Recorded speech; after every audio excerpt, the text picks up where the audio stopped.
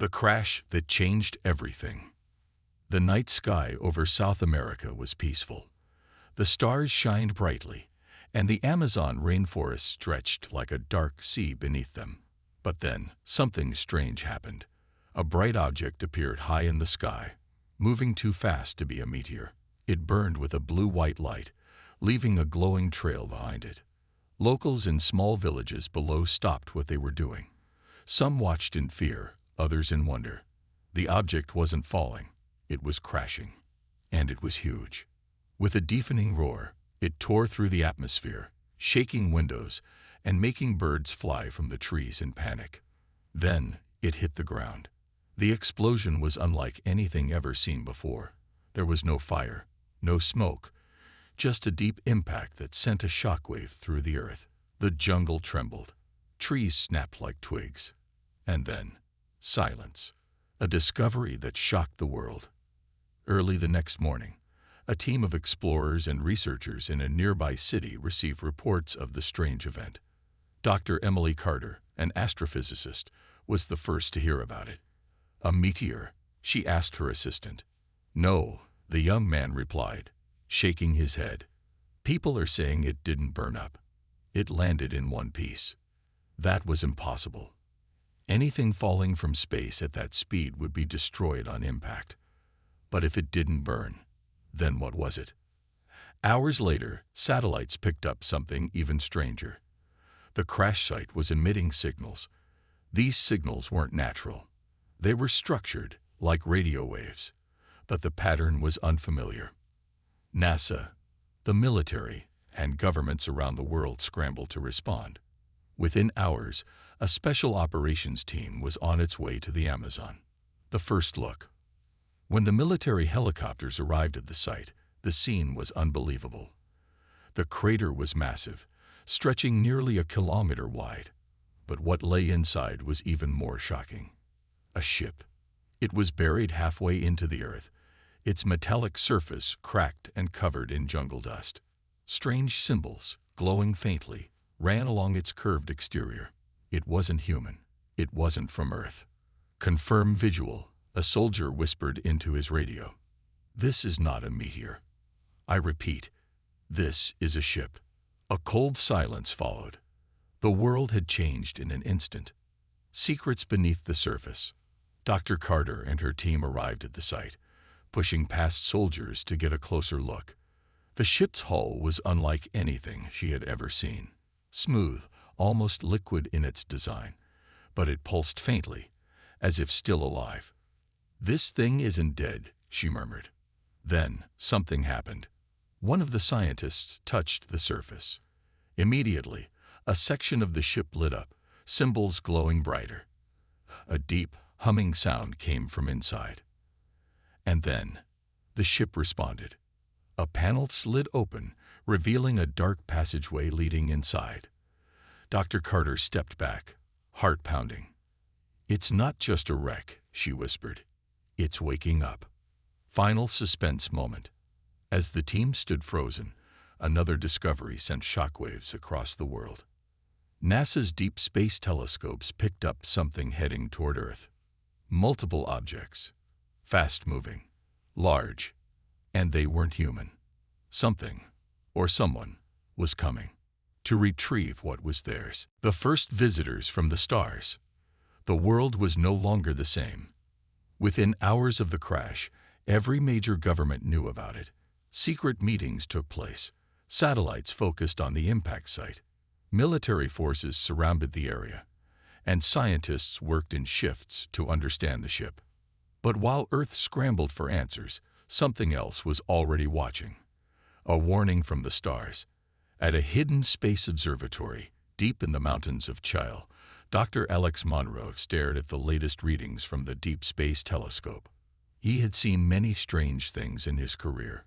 Distant supernovas, rogue planets, mysterious signals, but never this. "Are we sure about this?" he asked, his voice barely above a whisper. His assistant, a young astrophysicist, nodded nervously. "It's confirmed. The readings are consistent." A fleet of unknown objects was moving toward Earth. Fast, and their trajectory was clear. "They're coming for the crash site," Monroe muttered. Inside the wreck, back in the Amazon, the air was thick with tension. The military had set up a secure perimeter, but no one felt safe. The ship was changing, and no one could explain why. Captain Ryan stepped forward, gripping his rifle as he studied the open passageway in the ship's hull. It was pitch black inside, a deep void that seemed to swallow the light. "We have to go in," Dr. Carter said, adjusting her breathing mask. The soldiers hesitated. They had trained for war, for enemy combat, for dangerous missions, but not for this. Still, orders were orders. Captain Ryan gave the signal. A squad of 5 entered first, flashlights cutting through the darkness. The air was strange, too still, too heavy. Their boots echoed as they stepped onto a surface that felt more like living tissue than metal. Then they saw them. The bodies. Dozens of alien corpses, slumped over control panels, collapsed in the hallways. Some humanoid, some monstrous. Their armor was shattered, weapons still in their grip. Something had killed them all. Dr. Carter bent down, examining one of the bodies. Its skin was gray-blue, almost translucent. Its eyes hollow. "They weren't killed by the crash," she whispered. "They were dead long before this ship hit Earth." Then, a whispering sound echoed through the chamber. A shiver ran down Captain Ryan's spine. Did anyone hear that? Before anyone could respond, the ship shook violently, as if waking from a deep sleep. The symbols along the walls glowed brighter. And then, a holographic projection appeared before them. A recording. A figure, dressed in armor, spoke in a language no one understood. But his voice carried fear, desperation. He pointed at something beyond the ship, beyond the screen. The final word sent a chill through the group. The hologram translated itself into English. "They are coming." The arrival. Above Earth, the first alien ships dropped out of faster-than-light travel, their dark silhouettes blocking out the stars. They were here, and they were not alone. The warship above. The sky split open. Above the Amazon rainforest, something enormous appeared. A warship, its surface black as the void, glided into Earth's atmosphere without a sound. No fire, no shockwave, just the overwhelming presence of something not from this world. On the ground, the soldiers at the crash site went dead silent. Even the jungle seemed to hold its breath. Inside the alien wreck, Captain Ryan's radio crackled to life. "Command to ground team. We have incoming. Massive unidentified object just entered low orbit. Orders." Ryan looked at Dr. Carter, who was still staring at the holographic warning flickering in front of them. They are coming. Too late. They were already here. The first contact. Back at the U.S. Space Command, General Owens leaned over the radar screen, his face grim. "This ship is massive," his chief officer whispered. "It's not broadcasting any signals. No response to hails. Just watching." Owens exhaled slowly. "It's not watching." He pointed at the display. "It's waiting." Waiting for what? Then it happened. A beam of crimson light shot down from the warship, hitting the jungle just a few hundred meters from the crash site. The earth trembled. Trees vaporized. The air smelled of burned ozone and raw energy. And in the middle of the devastation, something moved. The hunter arrives. Through the thick smoke, a figure stepped forward. Tall, armored, alien. Its armor shimmered with an eerie liquid-like glow, adjusting colors like a chameleon. Its face was hidden behind a smooth helmet-like visor. It carried no weapons. It didn't need to. It was the weapon. Captain Ryan and his soldiers raised their rifles. "Hold your fire," he warned, though his own hands trembled. The alien tilted its head, analyzing them. Then, in a voice that should not have been possible, it spoke. "This wreck does not belong to you." The words weren't in English, but somehow everyone understood them. Ryan gritted his teeth. "Then whose is it?" The alien's visor glowed a deep, ominous red. "The dead." Then, The shipwreck behind them came alive. The forgotten awakening. From the wreck, bodies began to move. The alien corpses, motionless only minutes ago, twitched. Their hollow eyes flared with eerie blue light. Their limbs cracked as they rose, some still half decomposed. Carter stumbled backward, eyes wide with horror. There, oh my God, they're reanimating. Ryan's instincts screamed. Everyone, fall back. The jungle erupted into chaos. The dead had woken up. And they were not alone. Above Earth, on board the massive alien warship, a commander stood before a holographic battlefield. It displayed Earth, the wreckage, the human forces, and the spreading infection. A second figure approached, their voice calm. It started. The commander nodded once. Then, with no hesitation, he gave the order. Burn the planet if you must, but do not let the infection spread. Fire and fury. The sky lit up with fire. Above the Amazon, the alien warship moved into position. Its dark silhouette blocked the sun, casting an eerie shadow over the rainforest. From its hull, dozens of smaller attack crafts detached, their sleek forms diving toward Earth like predatory birds. They weren't here to negotiate. On the ground, Captain Ryan barely had time to react before the first blast wave hit.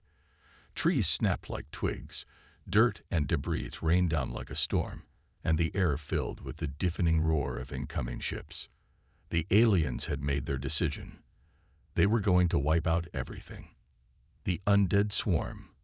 But the worst wasn't the alien soldiers. It was the dead. The reanimated alien corpses from the wreck moved with unnatural speed, their bodies jerking as if controlled by an unseen force.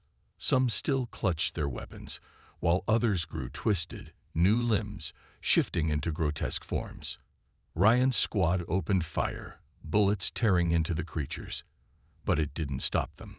One soldier, Alvarez, screamed as a clawed hand tore into his armor, dragging him toward the mass of writhing bodies. Ryan tried to reach him, tried to pull them free. But in seconds, Alvarez was gone. Carter grabbed Ryan's arm. We have to fall back. Now.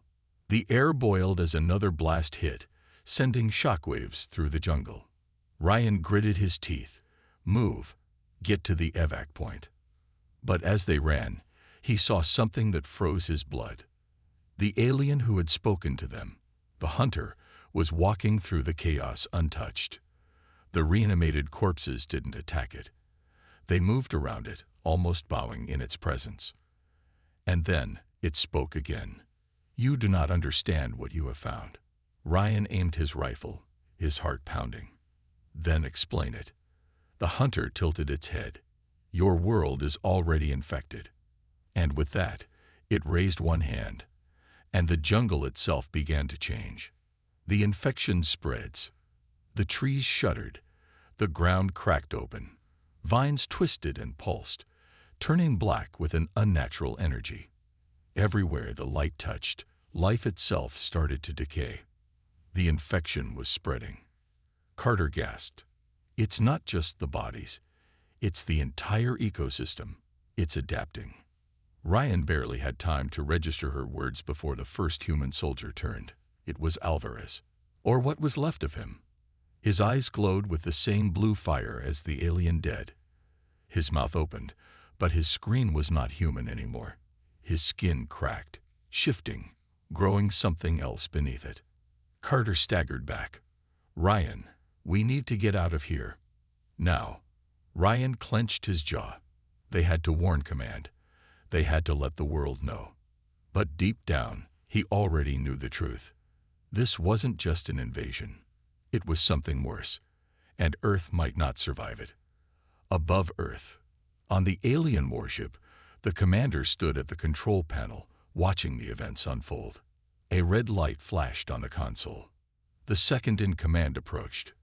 The infection is accelerating. It will spread beyond the planet in days. The commander didn't hesitate. Prepare the planet-killer weapon. Earth is already lost. Earth's last stand. The sky burned. The alien warship hovered over the Amazon, its colossal cannons charging with an ominous hum. Energy pulsed along its surface, crackling like lightning as it prepared to unleash its planet-killer weapon. Ryan stood at the edge of the ruined jungle, staring up at the doom hanging above them. His rifle felt useless in his hands. If they didn't act now, Earth would be erased. The commander's choice. High above, inside the alien warship, Commander Exalvoran watched Earth's surface through the ship's control panel. His second-in-command waited for the order. "The planet is infected," the officer said. "We must cleanse it." Exalvoran's hands clenched. He had served the Empire for 2 centuries. He had erased infected worlds before. But never a world like this. Never one that fought back. The humans had no idea what they had discovered. The wreckage they had uncovered wasn't just a crashed ship, it was a prison. And now, the prisoner was waking up. The jungle awakens. On the ground, Ryan and his team stumbled through the mutated jungle. The infection had spread faster than anything natural. The trees twisted into grotesque shapes, vines slithered like living things, and the air itself felt wrong. Then the voices started. Not spoken words, thoughts forced into their minds. "You see now." Ryan stopped dead. The voice wasn't human. It was everywhere. Around them, the infected creatures paused, their glowing eyes fixed on him. They were listening. "You opened the prison." Ryan's breath came fast. "What are you?" The ground shook. A massive structure, something ancient, something alive, rose from beneath the forest floor. It looked like a temple, but its walls pulsed as if breathing. And from its depths, something began to emerge. The prisoner. Ryan's grip tightened on his rifle as a figure stepped out. It wasn't alien. It wasn't human. It was something else entirely. Its body was humanoid, but unnaturally tall, its form shifting like smoke trapped in a solid shape. Its eyes glowed with the same blue fire as the infected, but with intelligence, ancient intelligence. It looked at Ryan and smiled. "You have freed me." Ryan's stomach turned to ice. The alien warship above began to shake. On board, alarms blared as Exalvoran's crew panicked. "The entity is active." A technician shouted, "Commander, if we don't fire now, it will consume everything." Exalvoran's heart pounded. He had one choice. Destroy Earth, or let the humans face the thing they had unleashed. The countdown begins. On the ground, the being raised one hand. The infected creatures knelt. Ryan's radio crackled. "Ryan, the warship is about to fire." His mind raced. If the aliens fired, Earth was finished. But if they didn't, what had they just unleashed? High above, the warship's cannon glowed red, seconds from firing. Ryan gritted his teeth. There was only one way out. He lifted his weapon and aimed, not at the aliens, not at the infected, but at the ancient being itself. And then he pulled the trigger. The shot that changed fate. The moment Ryan pulled the trigger, time seemed to freeze. The bullet tore through the air, a streak of steel heading straight for the being's smirking face. But before it could connect, the world shifted. Ryan wasn't standing in the jungle anymore. He was floating in an endless void, the mind of a god. A voice, deep as the universe itself, spoke inside his head. "You think a mere weapon can harm me?" Ryan turned, his body moving weightlessly. The entity was there, but it was no longer confined to a physical form. It was everywhere, stretching across the stars like a shadow cast over reality. "I was here before your kind learned fire. I will remain long after your last breath fades into dust." Ryan clenched his fists. He wasn't a scientist. He wasn't a philosopher. He was just a soldier caught in something far bigger than himself. But one thing he knew, he wouldn't go down begging. "Then why are you talking?" Ryan shot back. "If you're so powerful, why not just kill me?" Silence. For the first time, the entity hesitated. A desperate betrayal. Back in the real world, the alien warship hovered on the edge of destruction. Commander Exalvoran watched the scene unfold through the ship's scanners. The human soldier was frozen, locked in a battle not of weapons, but of minds. His officers shouted orders, waiting for him to give the command. Fire. End this. Erase the infection. And yet, Xalvorin hesitated. The humans were primitive, reckless, unpredictable. And yet, they had done something no other species in the galaxy had ever achieved. They had made the entity pause. That alone was terrifying. It meant that the thing feared them. And if it feared them, it could be defeated. Hold fire, Xalvorin said, his voice tight. Not yet. His crew stared in shock. Commander. I said hold fire. For the first time in his long service to the Empire, Xalvorin was making his own choice. The last stand. Back in the void, Ryan felt the entity's presence press against him. You are different, it mused. Your kind does not bow. You do not surrender. Why? Ryan took a breath, steadying himself. Because we don't know how. The entity chuckled, a sound that echoed through time itself. Then let's see what happens when your kind faces the full force of a god. Ryan's vision shattered. He was back in the jungle. But now, the infected creatures weren't kneeling anymore. They were rising. The sky darkened as the entity's form solidified, towering over the battlefield. Its energy pulsed, warping reality itself. This was it. Either humanity would stand together, or they would fall forever. Ryan lifted his rifle. Xalvorin prepared his fleet. The final battle was about to begin. Humanity's reckoning. The ground trembled as the entity's full form materialized. Dark tendrils of energy stretched across the battlefield, warping reality. The jungle rotted in an instant, trees withering to dust. The sky cracked, stars flickering like dying embers. Ryan stood his ground, rifle steady, heart pounding. This wasn't just a battle anymore. This was survival. The turning point. Above Earth, Commander Xalvorin's warship hovered, its massive cannons locked on the battlefield. His officers were waiting for his command. We should retreat, Commander. This thing is beyond us. Xalvorin's claws tapped against his chair's metal frame. Every instinct told him to flee, but something held him back. Fear, not of the entity, of humanity. They had made it hesitate. They had forced it to reveal itself. If a single human soldier could stand against this ancient force, what could all of humanity do together? Xalvorin made his choice. Fire everything we have. A war on two fronts. The ship's plasma batteries roared, unleashing torrents of blue fire at the entity. Orbital missiles rained down, striking the beast with explosive force. The jungle shook under the impact, a storm of light and sound tearing through the battlefield. Ryan took his chance. He charged through the chaos, dodging falling debris, gunfire, and collapsing Earth. His mission was clear. Reach the core of the wrecked alien ship. The entity wasn't just attacking Earth. It was feeding off the crashed vessel's ancient technology. Destroy that, and they might have a chance. The betrayal that saved humanity. The entity roared, its voice ripping through reality itself. You dare challenge me. It lashed out, a wave of darkness surging forward. The warship above shuddered, systems failing as tendrils of energy pierced its hull. Xalvorin's crew screamed. They were about to die. Unless. Divert power to the main cannon, Xalvorin ordered. His officers stared at him. Commander, if we do that, we won't have enough energy to. Do it. A low hum filled the ship. The main cannon glowed white-hot, charging for a single devastating shot. A shot that would leave them defenseless afterward. But if it worked, it would wipe the entity from existence. The final shot.